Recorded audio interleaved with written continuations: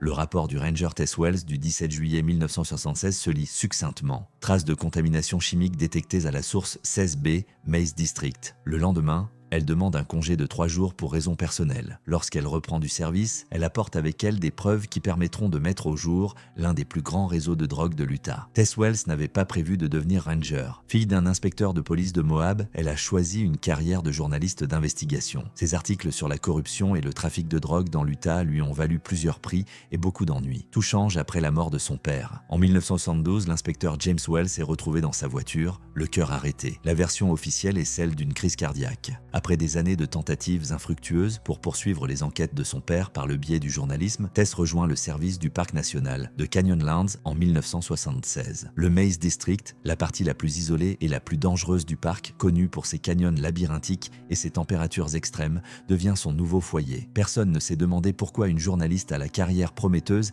avait soudain décidé de devenir garde forestier dans un coin oublié de l'Utah. Et c'est tout à l'avantage de Tess. Moins il y a de questions, mieux c'est. Elle voulait oublier le passé et prendre un nouveau départ. Le mois de juillet 1976 a été exceptionnellement chaud, même selon les normes du désert. Le thermomètre indiquait jusqu'à 38 degrés à l'ombre et dans les canyons du labyrinthe, la température montait encore plus haut. Tess achevait un contrôle de routine des sources d'eau lorsqu'elle apprit la disparition du randonneur. Paul Carter, un randonneur expérimenté du Colorado, avait disparu sans laisser de traces au cours de son 3e jour dans le Maze. Son campement a été retrouvé intact, sans aucun signe de lutte ou de départ précipité. Les recherches se poursuivent depuis une semaine, sans résultat. Tess ne pouvait pas savoir que la disparition de Carter et sa propre enquête allaient bientôt se croiser d'une manière tout à fait inattendue, et que dans 3 jours, elle devrait choisir entre suivre le protocole et découvrir la vérité qu'elle cherche depuis 4 ans.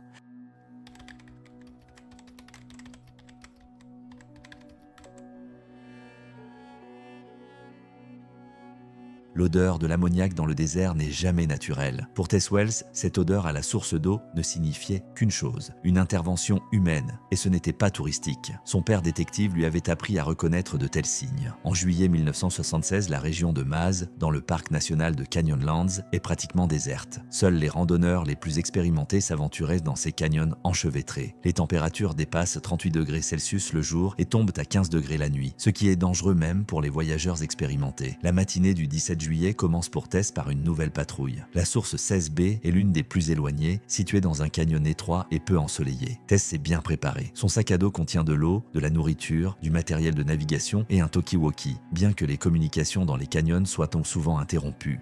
Lorsqu'elle atteignit la source vers midi, elle remarqua immédiatement quelque chose d'étrange. Les rochers autour de la source étaient recouverts d'une écume blanchâtre, ce qui n'est pas caractéristique d'un dépôt naturel. L'air était saturé d'une odeur chimique qui contrastait fortement avec les senteurs habituelles du désert. Tess prélève des échantillons d'eau et de sédiments. Son instinct de journaliste lui dit qu'il ne s'agit pas d'une contamination accidentelle. Ammoniac, acétone, peut-être même iode, des signes familiers. Alors qu'elle documente sa découverte, le sentiment désagréable d'être observée ne la quitte pas. À plusieurs reprises, elle interrompt son travail et jette un coup d'œil dans l'ombre du canyon. Après avoir terminé ses échantillons, Tess commence à explorer méthodiquement la zone autour de la source. Au 10e mètre, elle trouve le premier signe évident de présence humaine. Un sentier à peine visible qui remonte la paroi orientale du canyon. Il ne s'agit pas du sentier de randonnée indiqué sur les cartes, mais d'une étroite bande de terre froissée et de roches déplacées.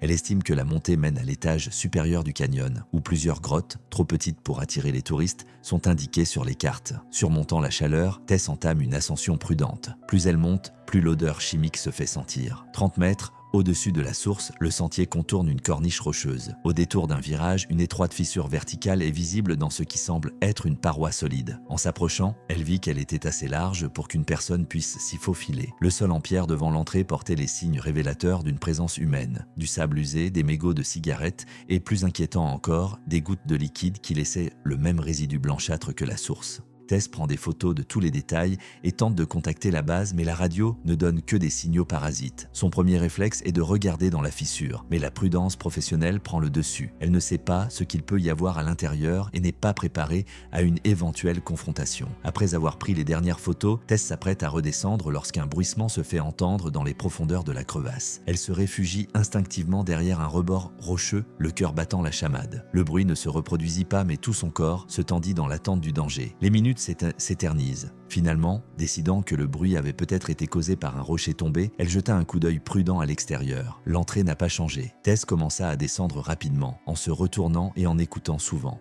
Lorsqu'elle a atteint un point sûr, elle a contacté la base, se limitant à un bref message sur la contamination de l'eau. Pas un mot sur ses soupçons ou sur le fait que cela pourrait être lié à l'affaire de son père. L'analyse des échantillons en laboratoire l'a confirmé. L'eau contenait des produits chimiques utilisés dans la fabrication de méthamphétamine. Il ne s'agit plus d'une simple violation des règles du parc, il s'agit d'une infraction pénale. Le protocole exigeait qu'un superviseur soit informé et qu'il contacte ensuite les autorités locales. Mais après la mort de son père, Tess ne fait plus confiance à la police locale, ni même à certains de ses collègues de l'administration du parc. Dans son rapport officiel, elle ne mentionne que les faits relatifs à la contamination, en omettant le sentier et la crevasse. Pendant la nuit, Tess est restée éveillée une bonne partie de la nuit, réfléchissant à ce qu'elle allait faire. Il y a une personne en qui elle peut avoir confiance, Ray Martinez, un agent du FBI de Salt Lake City avec qui elle a déjà travaillé sur une affaire de corruption.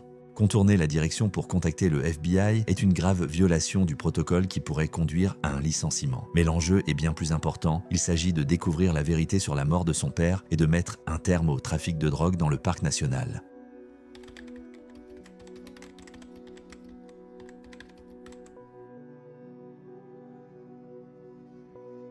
La règle d'or pour les Rangers des Canyonlands est de toujours passer par les voies officielles. Mais après la mort de son père, Tess avait oublié comment faire confiance au système. Pendant 4 ans, elle a tenté de découvrir la vérité, mais n'a reçu que des lettres de refus et des portes fermées. Tess a appelé Ray Martinez, un ancien collègue de son père, aujourd'hui agent du FBI à Salt Lake City. Il est l'un des rares à douter de la version officielle de la mort de l'inspecteur Wells. Brièvement et sans préambule, elle lui fait part de sa découverte à Maz et de son lien possible avec l'affaire de son père. Martinez ne pouvait pas venir avant 2 jours, mais il lui conseilla vivement de l'attendre. Un conseil que Tess allait ignorer. Le 18 juillet, Tess demande un jour de congé. Son plan est simple, retourner à la grotte, mais mieux préparé. Son sac à dos contient le kit standard du ranger, une torche puissante, un masque à vapeur chimique et le pistolet de son père. Tess ne cherchait pas la confrontation, mais son instinct de conservation ne lui permettait pas de partir sans armes. Elle a fait un détour par le canyon, utilisant sa moto personnelle au lieu de la Jeep de l'entreprise. Après 1 heure d'observation, s'assurant qu'il n'y avait personne, Tess est descendue à la source et a grimpé le sentier caché jusqu'à la crevasse. Cette fois, elle n'hésite pas. Se faufilant dans le passage étroit, Tess s'engagea dans le tunnel qui s'élargissait peu à peu. L'air est saturé d'une odeur chimique et elle met son masque. Après 50 mètres et un virage serré, Tess se retrouve dans une grotte spacieuse. Ce qu'elle voit la surprend. La pièce est presque vide. Le sol portait les traces d'un équipement lourd récemment déplacé. Les murs étaient bordés de tuyaux de ventilation et quelques bidons et boîtes en carton se trouvaient contre le mur du fond. Des récipients en plastique vides portant des étiquettes de produits chimiques étaient posés dans un coin. Tout indiquait qu'un équipement avait été récemment démonté ici. Elle déduit de la disposition des appareils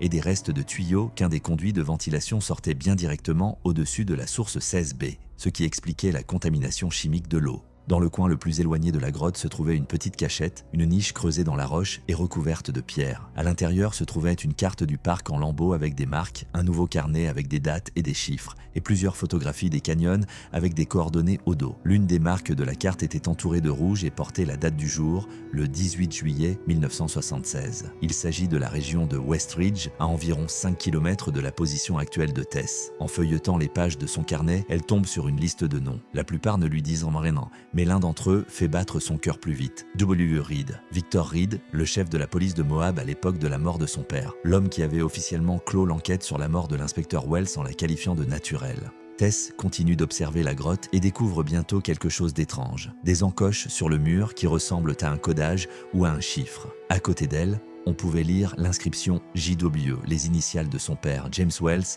et l'année de sa mort. Il ne peut s'agir d'une coïncidence. Soudain, des voix se font entendre à l'extérieur. Tess éteint la lanterne et se met à l'abri derrière un rocher. 2 hommes munis de lanternes entrèrent dans la grotte. Ils observent la pièce et discutent de l'efficacité du dernier coup. D'après leur conversation, Tess comprit que le groupe changeait régulièrement l'emplacement de son laboratoire, se déplaçant entre les différentes grottes du labyrinthe, une stratégie idéale pour éviter d'être repérés. Ils quittèrent la grotte. Dès que les bruits de pas se sont tus, Tess est sortie prudemment de sa cachette. Elle quitta rapidement, mais prudemment la grotte par où elle était entrée. Déjà sur le chemin qui descendait vers le canyon, Tess sentit le sol trembler. Lorsqu'elle se retourna, elle vit de la poussière s'élever de la crevasse. Il semblait y avoir eu un effondrement dans la grotte. Intentionnel ou accidentel, cet effondrement aurait pu ensevelir les derniers indices et les preuves de sa visite. Rejoignant la moto, Tess déplie la carte qui lui a été confisquée. Le marqueur rouge indiquait la zone connue des Rangers sous le nom de Westridge, l'une des sections les plus inaccessibles et les plus rarement patrouillées de Maz. À en juger par les marques,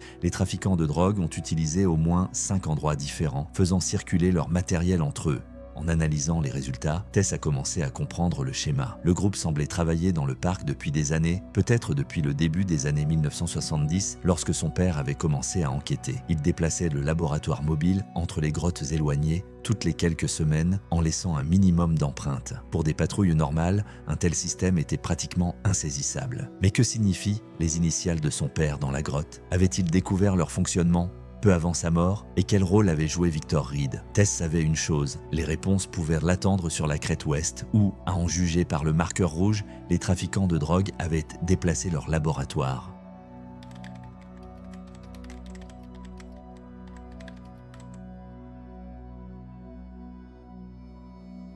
Dans la grotte exiguë, où l'oxygène est limité et la sortie effondrée, Tess consulte les dossiers du cartel de la drogue. Sur la dernière page du rapport, elle voit une signature. L'écriture est celle d'un homme qu'elle connaît depuis l'enfance, l'ancien partenaire de son père, aujourd'hui chef de la police de Moab. La crête occidentale accueille Tess avec un froid d'avant l'aube. Le 19 juillet, elle arrive avant le lever du soleil et gare soigneusement sa moto dans une cachette naturelle parmi les rochers. Les jumelles militaires qu'elle a hérité de son père sont son principal outil. À bonne distance, elle peut observer les coordonnées marquées sur la carte. Les 2 premières heures d'observation n'ont pas été concluantes. Mais alors que le soleil s'élève au-dessus de l'horizon, Tess remarque un mouvement près de l'une des formations rocheuses. 2 hommes sont sortis de l'entrée presque invisible de la grotte, sont montés dans une camionnette garée à proximité et sont partis en direction de la route principale. Ils reviennent 1 heure plus tard avec des paquets et des bidons. Tess a enregistré les principaux éléments de preuve. Bidons, brûleurs, notes sur un appareil photo muni d'un téléobjectif. Elle avait besoin de preuves tangibles, pas d'émotions ni de conjectures. À la mi-journée, elle avait suffisamment d'images pour confirmer l'activité dans la grotte, mais elle devait attendre la tombée de la nuit pour en être sûre. Et à la tombée de la nuit, l'activité s'intensifie à la grotte. Une deuxième voiture est arrivée, un SUV noir aux vitres teintées. Tess retint son souffle lorsque 3 hommes en costume d'affaires en sortirent, dont Victor Reed. Même de loin, sa grande silhouette et sa démarche particulière étaient méconnaissables. C'était la dernière confirmation dont Tess avait besoin. L'ancien chef de la police de Moab, qui avait classé l'affaire de la mort de son père, avait personnellement visité le laboratoire de drogue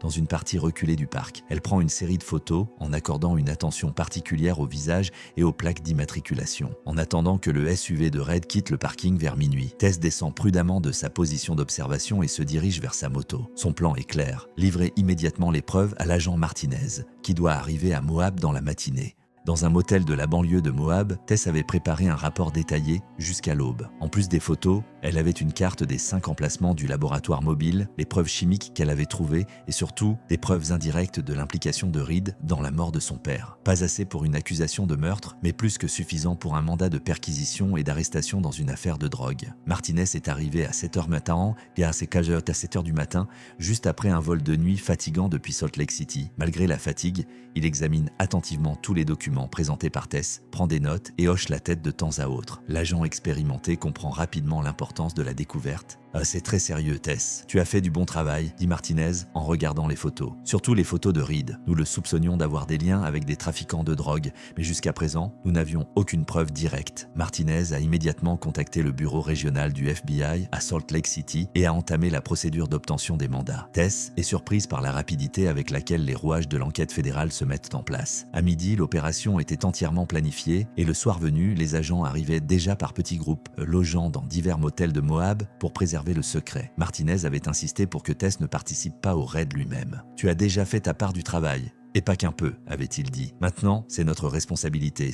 Tess comprend sa logique, mais elle ne peut pas rester les bras croisés. Ils sont parvenus à un compromis. Elle resterait au centre de commandement de l'opération, aidant à la navigation et à la connaissance de la région, mais ne se rendrait pas sur les lieux de l'arrestation. Le raid commence à l'aube du 20 juillet. 3 équipes d'agents du FBI, soutenues par des gardes forestiers, et la police locale, soigneusement sélectionnée par des officiers non affiliés à Reed, se dirigent simultanément vers la crête ouest. Tess surveille la coordination depuis un poste de commandement hébergement temporaire installé dans le bureau du garde forestier. L'opération s'est déroulée presque sans faille. 6 employés et 2 gardes ont été arrêtés au laboratoire. Le matériel, les produits chimiques et surtout la documentation ont été confisqués. Au même moment, un autre groupe d'agents a perquisitionné la maison de Victor Reed à Moab et l'a arrêté sous l'accusation d'avoir organisé la production de drogue. Dans le coffre-fort personnel de Reed, les agents ont trouvé des indices clés. Un journal intime miteux dont les entrées datent de 1970 et qui mentionne le nom de l'inspecteur Wells et le mystérieux protocole M, ainsi qu'une fiole contenant le résidu d'un poison rare qui provoque les symptômes d'une crise cardiaque. La date de la dernière entrée coïncide exactement avec le jour de la mort du père de Tess. Une cache trouvée dans l'un des murs du laboratoire révèle une documentation complète sur le système de relocalisation. Date, lieu, plan des grottes, nom des responsables. Le cartel opérait à Canyonlands depuis plus de 5 ans, changeant régulièrement de site de production pour éviter d'être repéré par les patrouilles régulières des gardes forestiers.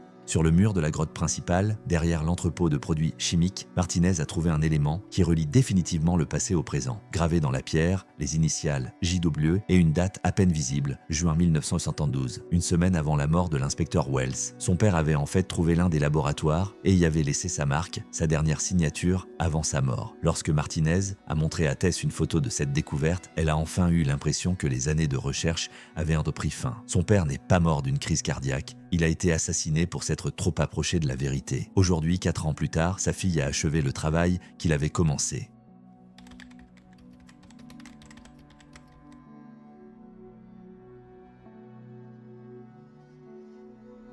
Le mois d'octobre a coloré les falaises de Canyonlands d'un rouge encore plus riche. Tess Wells se tient au sommet de Island in the Sky, regardant le soleil couchant dorer l'horizon. 3 mois se sont écoulés depuis l'opération de Westridge qui a tout changé. Le procès du cartel de la drogue se poursuit. Victor Reed et 11 autres accusés attendaient leur sentence. Il y avait suffisamment de preuves, non seulement pour les accusés de production et de distribution de drogue, mais aussi pour rouvrir l'enquête sur la mort de l'inspecteur James Wells. Une fois l'affaire résolue, Tess se voit proposer un retour au journalisme. Plusieurs grandes publications s'intéressent à son histoire, mais elle décline l'offre. Travailler comme ranger à Canyonlands est devenu pour elle bien plus qu'un moyen d'échapper à son passé. Elle est tombée amoureuse de la nature sauvage, de sa beauté sauvage et des secrets cachés dans les labyrinthes de pierre.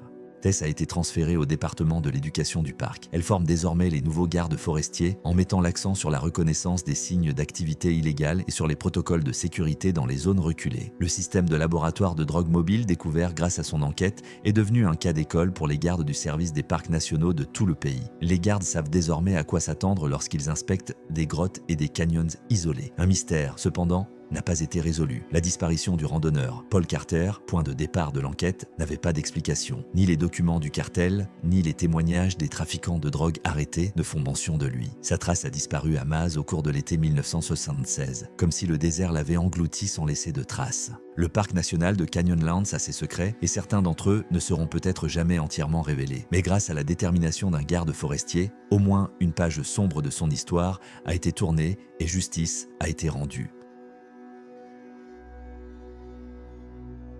Mes amis, vous venez d'entendre l'histoire des événements de Canyonlands, l'histoire d'un ranger qui a découvert non seulement un réseau de laboratoires de drogue, mais aussi le mystère de la mort de son père. Mais qu'est-il arrivé au randonneur disparu Paul Carter? Sa disparition était-elle liée à un cartel de la drogue ou est-ce une autre histoire? Et si des laboratoires mobiles similaires opéraient actuellement dans d'autres parcs nationaux? Donnez votre avis dans les commentaires. Si l'histoire vous a autant accroché que moi, soutenez la chaîne en l'aimant et en vous abonnant. De nombreux autres mystères provenant des coins les plus sauvages de l'Amérique nous attendent. Rendez-vous dans le prochain numéro.